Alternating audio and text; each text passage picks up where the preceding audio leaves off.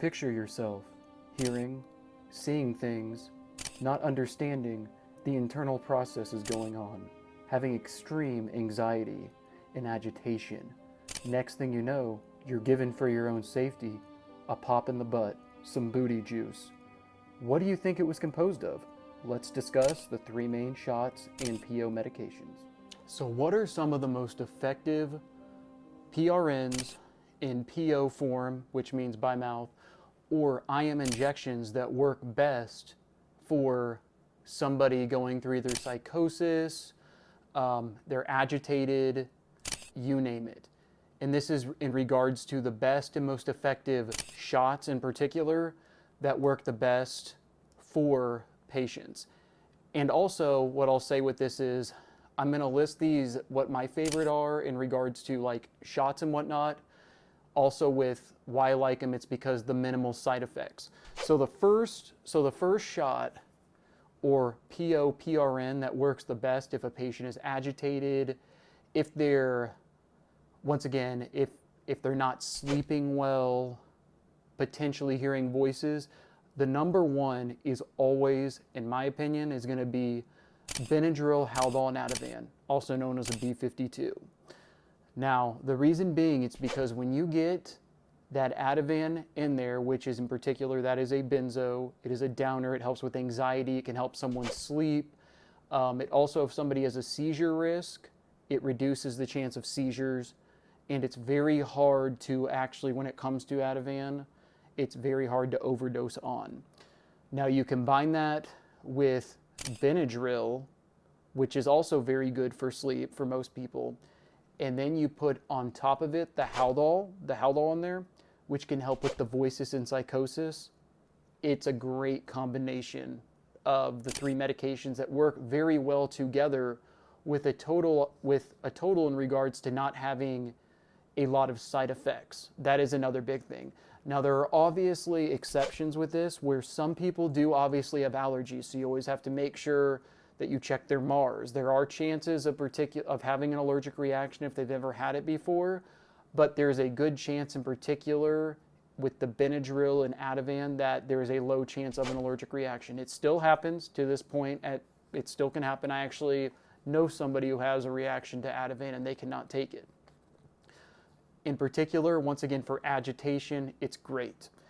Now, one thing I will say though about a B52, you have to watch it for people who are just drug seeking. And this, once again, these can be used in the PO form by mouth or they can be given as an injection. If somebody is addicted or they're trying to get high, a lot of times what the prescriber will do, or the physician or the on-call one that you're calling, they will ask, sometimes they'll ask the staff or the nurse, hey, do they have a history of addiction, just depending on the scenario, or if they know who the patient is, sometimes they won't put the Ativan in there, being a controlled substance, to where they'll just make it Benadryl and they'll make it Haldol, which is effective. It still is effective. They're just not getting really with the B52, with the Ativan, they're not getting that initial super relaxation, light feeling, all anxiety gone all at once, but they still will get that because it'll still relax them to a point of not having that high per se that is, to where it'll help them sleep with the Benadryl and with the Haldol. Hopefully the good thing is there's a lower risk of the patient escalating, and also with it, once again, if they're hearing voices, if they're showing psychotic symptoms or psychotic-like symptoms, that a lot of times will help making Haldol, being an antipsychotic. So that's the good thing about a B52.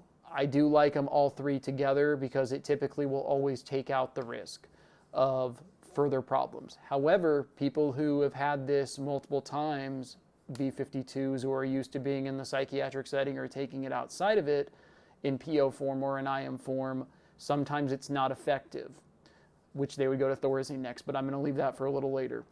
Number two, when it comes to most effective shots in particular, or even PO medications or by mouth, would definitely be olanzapine or Zyprexa. Now, Olanzapine or Zyprexa, same thing. It's brand versus generic, but the big thing I'll just say Zyprexa. Zyprexa is really good for somebody who, in particular, is if they've never had an IM shot before, Olanzapine or Zyprexa is very good. It can help. If somebody's had a lot of shots before, or they're accustomed to taking Zyprexa in the PO form, for example, at night, some people take it for sleeping, which it is a great effective sleeping medication because the chance of becoming addicted to it is a lot lower. Sometimes if they're taking it as a scheduled med, as an atypical antipsychotic or off-label for sleep, anxiety, agitation, that can cause a problem to where they'd have to move to a different medication. Also with olanzapine or Zyprexa, one thing you have to watch out for if you're going to give a shot of it, a lot of times patients will say, or people will say, oh, I have an allergy to it, because there's not that high that comes with it. It's not an addictive medication, so you have to watch out for that.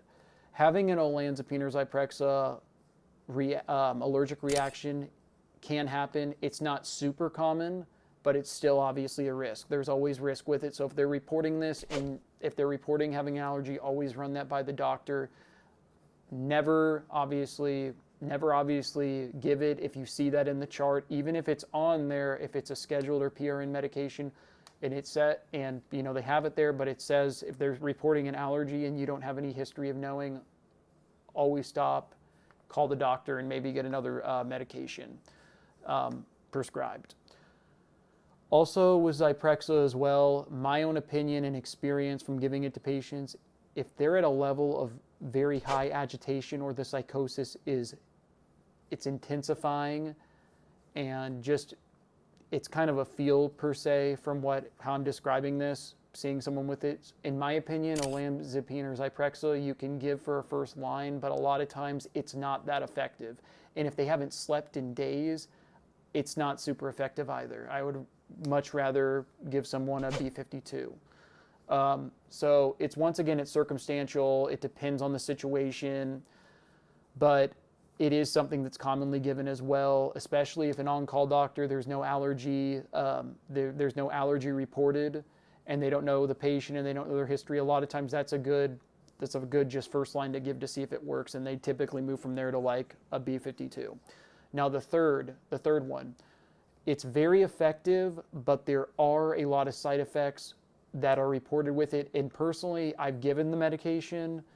I've seen how it works. Some people it works well, but in my opinion, I don't like giving it, which that is Thorazine, a Thorazine injection.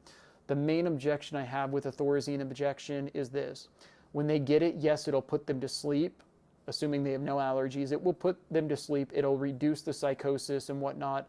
But the thing that I don't like is for people who get it, it's like their memory's been wiped out from like the past 24 to 48 hours, and it can cause long-term memory issues, which has been reported.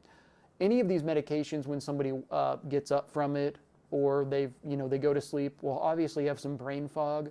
But with Thorazine, there have been reports of actual short-term and long-term cognition issues as well, which means just how you're processing and learning, as well as memory concerns.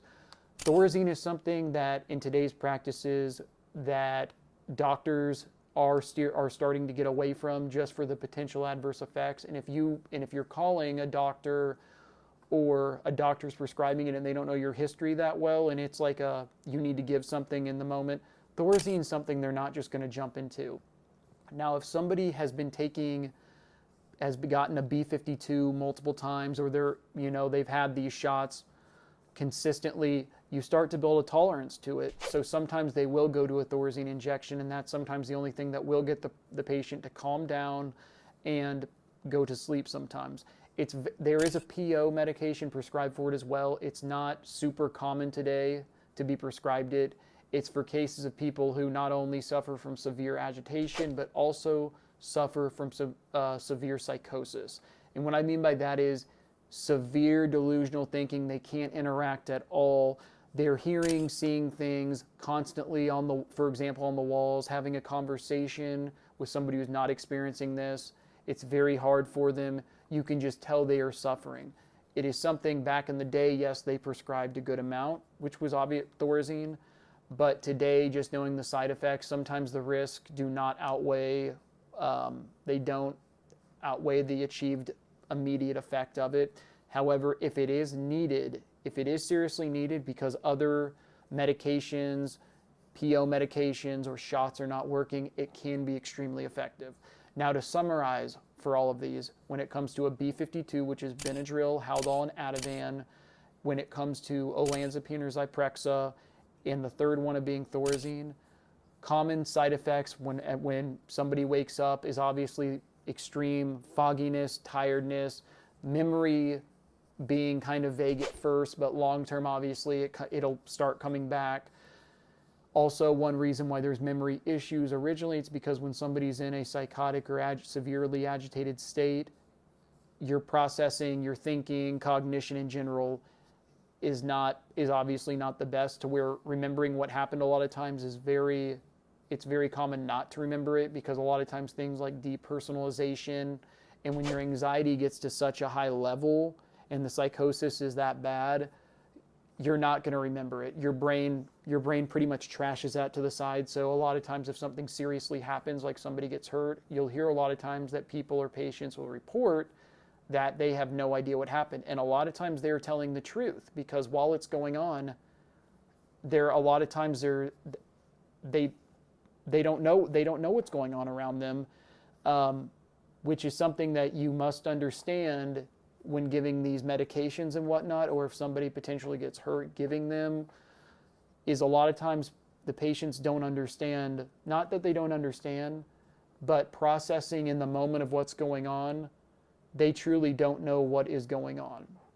Now, the good thing is, a lot of times today that's not super common, but in particular for agitation and mild psychosis and whatnot, which is obviously common if you're in an inpatient setting. I mean, you're there for a reason, for things, if it's schizophrenia, if it's anxiety, if it's bipolar disorder, schizoaffective disorder, sometimes these medications are needed.